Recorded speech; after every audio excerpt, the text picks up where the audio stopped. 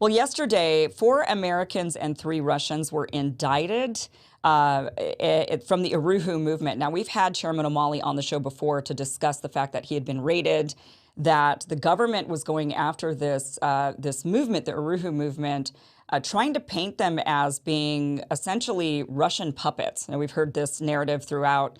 Oh gosh, now for how many years? 7, 8 years. There's been accusations of certain Americans from certain groups or with certain political viewpoints as being Putin puppets or Russian assets. Trump being the most notable one who was accused of this. But the Oarhoo movement, they'd been going after them. They're very much against the current government or the current positions of the government of the United States. And so because of that, they're painted as being assets of Russians. They've now been indicted. With us now is Caleb Maupin. You've seen him on this show many times. Many of you really love Caleb. He is an author, journalist, political analyst, but he's also the founder of the Center for Political Innovation. And the Center for Political Innovation has been very much involved in the defense of the people in the Oarhoo movement who are being accused of these pretty absurd accusations. So, Caleb, I want to welcome you to the show. Thank you so much for being here. Sure. I want to read from the press release that was put out yesterday from the Department of Justice so that people can understand what is being what these people are being accused of, and how I think scary this actually is.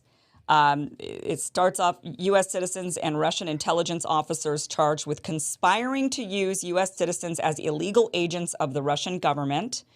Says defendants sought to sow discord, spread pro-Russia propaganda, and interfere in elections within the United States.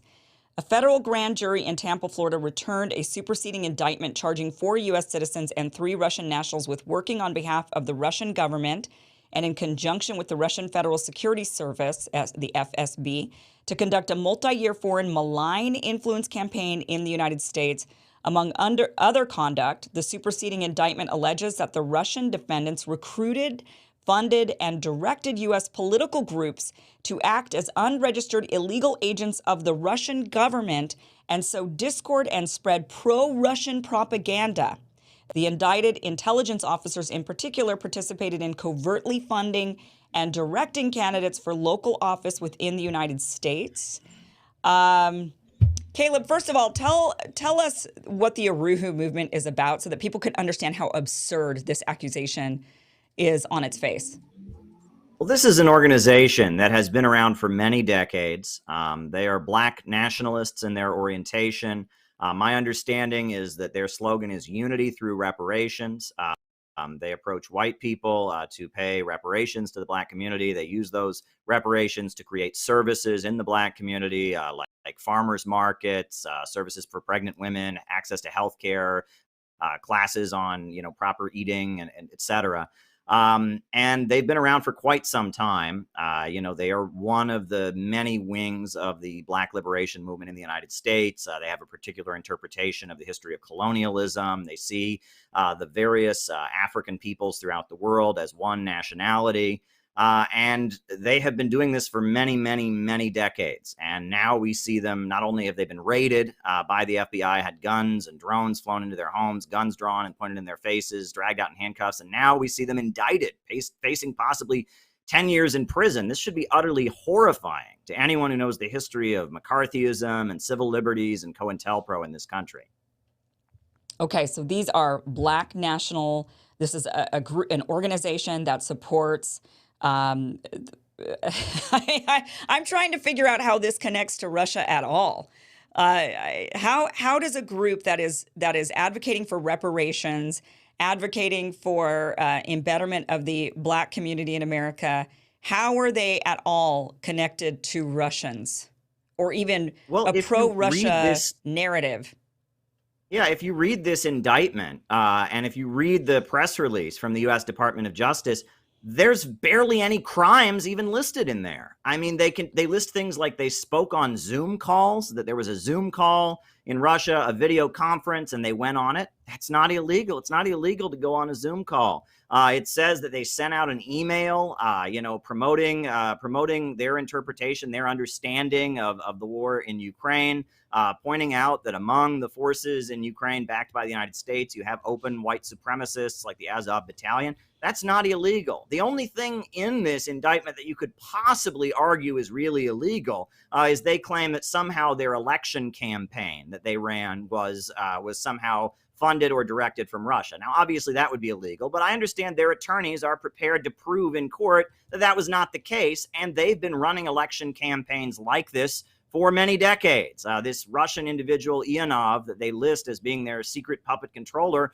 wasn't even born at the time. They had already started their organization, run similar campaigns, been doing these kind of operations, trying to bring services to the Black community. So this is really a really terrifying document.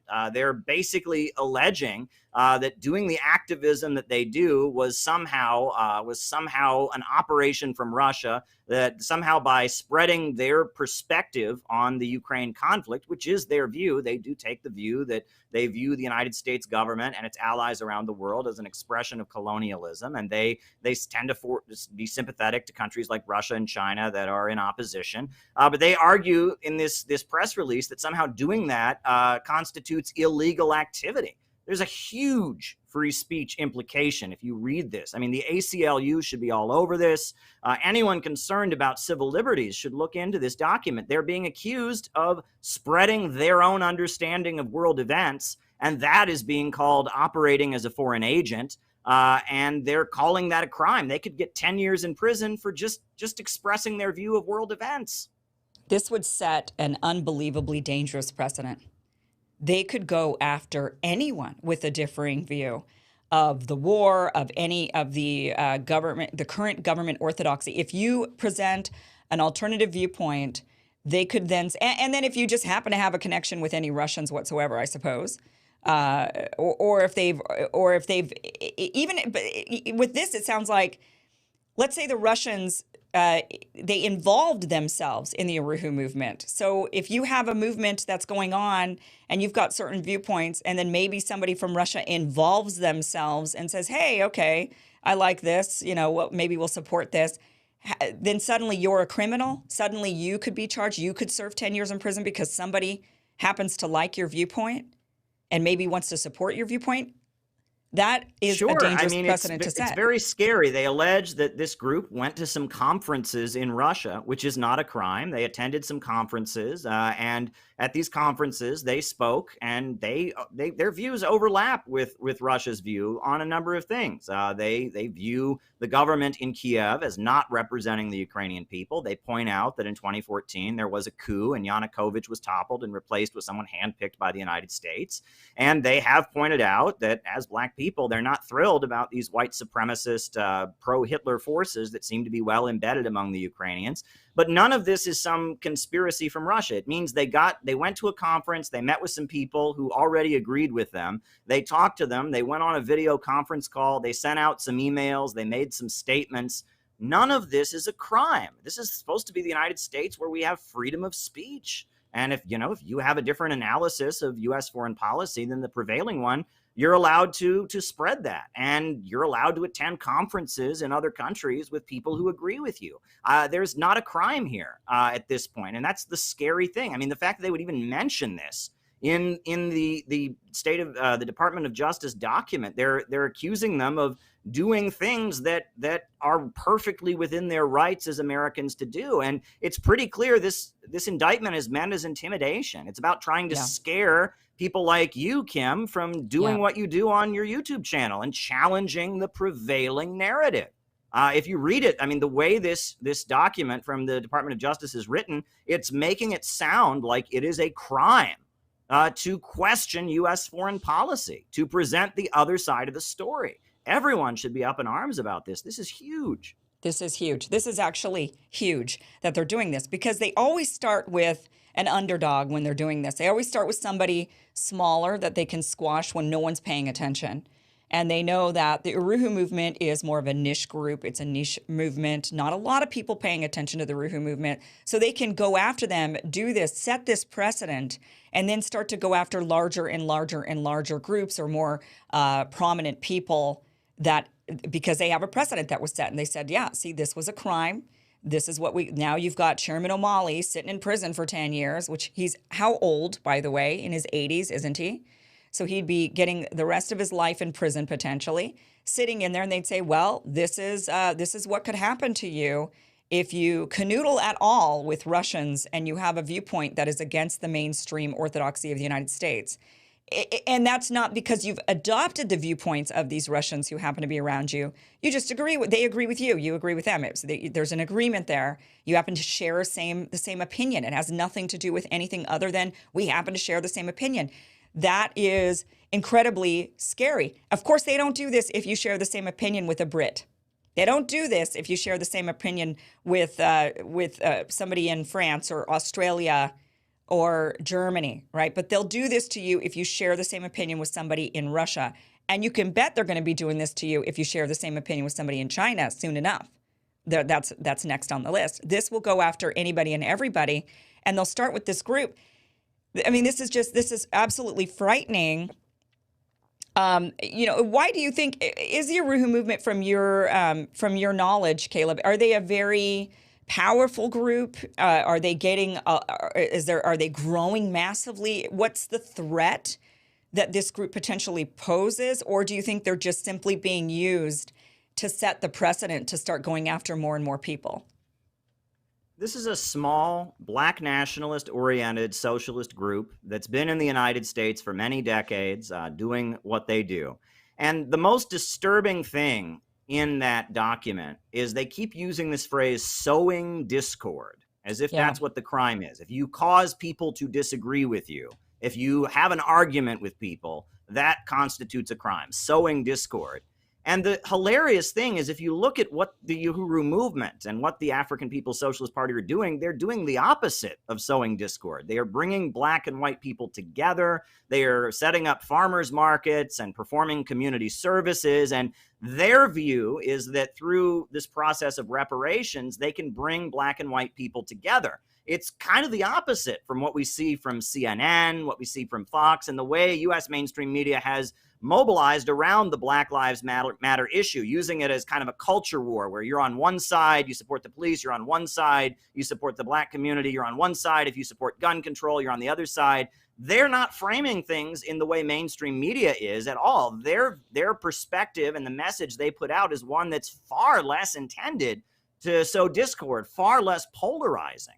And I think that what really scared the Department of Justice, in my opinion, is not that they were allegedly sowing discord. It's the opposite. It's that this organization, that despite being small, does have deep roots in places like St. Petersburg, Florida, and St. Louis, Missouri. The fact that they have built these healthcare clinics, the fact that they are doing, kind of like what Fred Hampton did, the leader of the Black Panthers, who started a free breakfast program.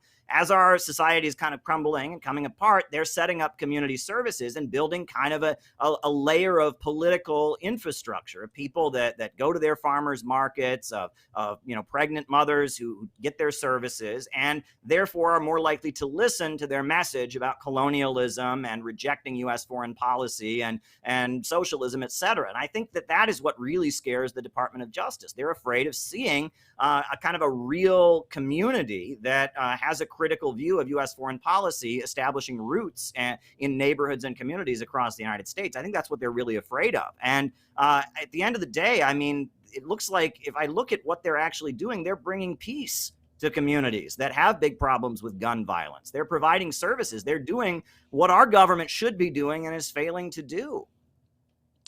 Yeah, I just want to read this quote in the press release. This is from the Assistant Attorney General Matthew G. Olson of the Justice Department's National Security Division. He says, Russia's Foreign Intelligence Service allegedly weaponized our First Amendment rights, freedoms Russia denies its own citizens, to divide Americans and interfere in elections in the United States.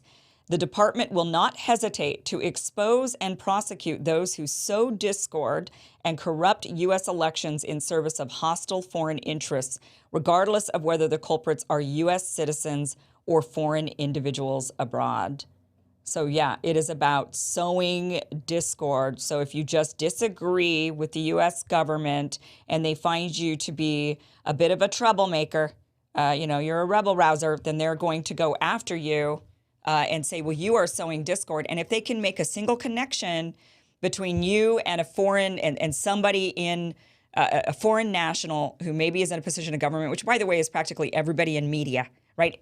Journalists all have connections to officials in foreign governments, to people in foreign governments. And so this could be used to go after journalists. We already see that the government has no problem doing that. This could be used to go after any sort of rising movement, any sort of, and especially as the government ramps us into war. If we go into wartime, if we go into an actual hot war and it's an official World War III, you can bet they'll be using the First Amendment against us over and over and over again. They'll say you are sowing discord, you are committing an act of espionage or treason. That's what they do. They go after people who speak up, groups who rise up and say we're against the war. Anti-war groups are going to be the first ones targeted, and they'll have the precedent set because of this. This is so completely dangerous and scary. So what can people do, Caleb? I know you guys have been really helping out with the defense, and you don't even agree with them politically on everything. It's not even about that, is it?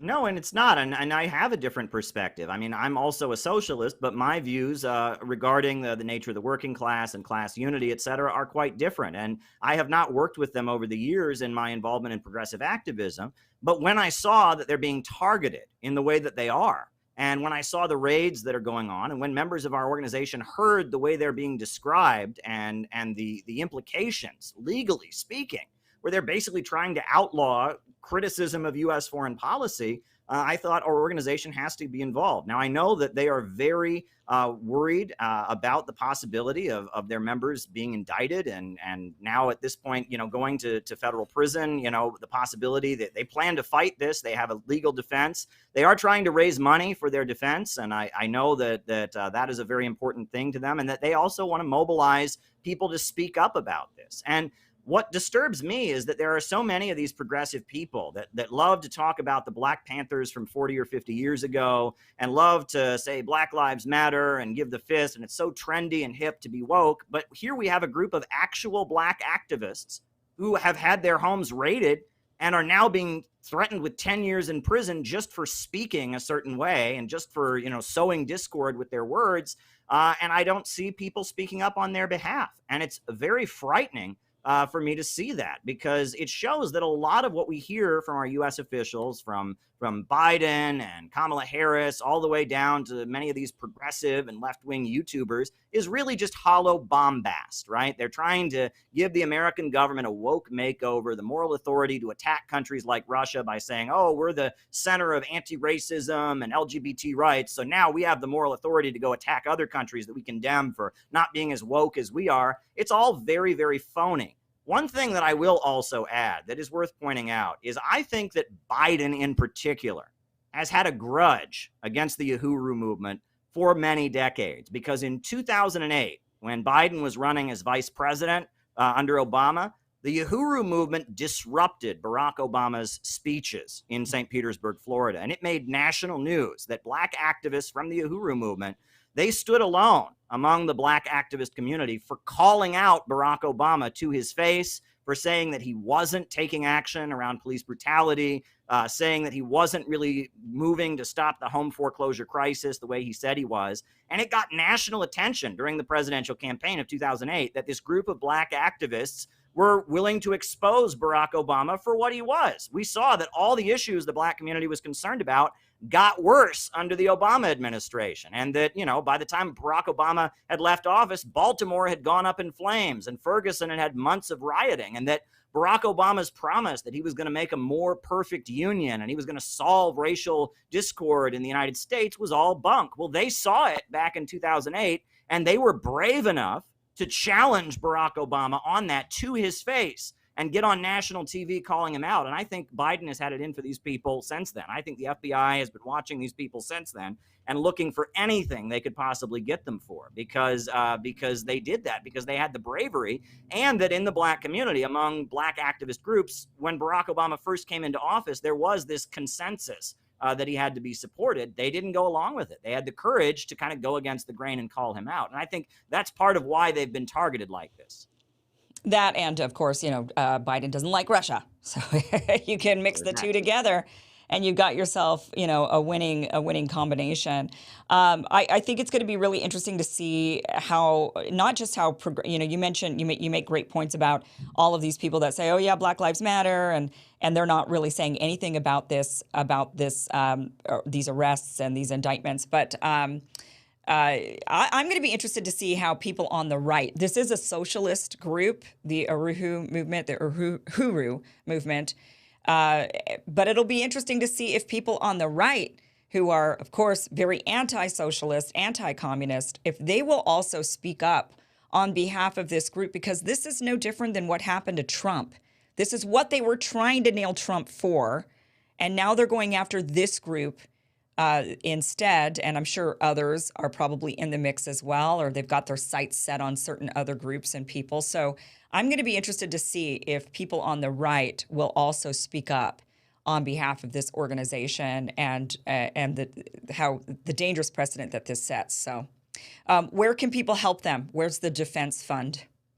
I believe you can check out their website. I believe there's going to be a link as well below. Yeah. The People's Democratic Uhuru Movement, the African People's Socialist Party. They have done a lot to raise awareness.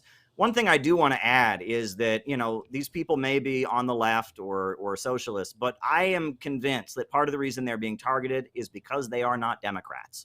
If they were good Democrats, if they were rallying the black community to vote for the Democrats, this wouldn't be happening. And, the way the indictment reads and makes such a big deal out of their election campaigns, claiming that their election campaigns were directed from Russia, which their attorneys are prepared to prove in court is not the case. I think it also indicates that the Democrats, they take the black community's votes for granted. And they don't appreciate independent black activists saying, look, the Democrats haven't been good to us. We're going to run our own campaign. Part of this is suppression of third parties and suppression of electoral activism on the part of independent activists in the black community. And let me also add that this idea of painting all dissent in the United States, and particularly the dissent of black people, as being a foreign conspiracy, there's a decades-long history of that. Martin Luther King Jr. was called a communist, a foreign agent, a traitor. There was a billboard that purported to show a picture of him at a communist training school. During the Second World War, the Nation of Islam and their leaders, Elijah Muhammad and the people that eventually were the organization of Malcolm X, they were thrown in prison because they were critical of the war, and they didn't think that black people should fight against Japan, and that there is a history of painting dissent among the African American community as if it is some kind of foreign conspiracy. And the implications of it are very, very dangerous. Very, very dangerous. Caleb, thank you so much for joining us, and thank you for your work in helping defend these people that are being targeted. We definitely need more of that. So we're going to stay on top of this story and keep bringing it up, because this is like a Julian Assange type moment in a lot of ways. And we've just got to keep the spotlight on these types of cases that the government is going to be, they're setting new precedents, very dangerous ones. So Caleb, thank you so much for joining the show. Sure thing.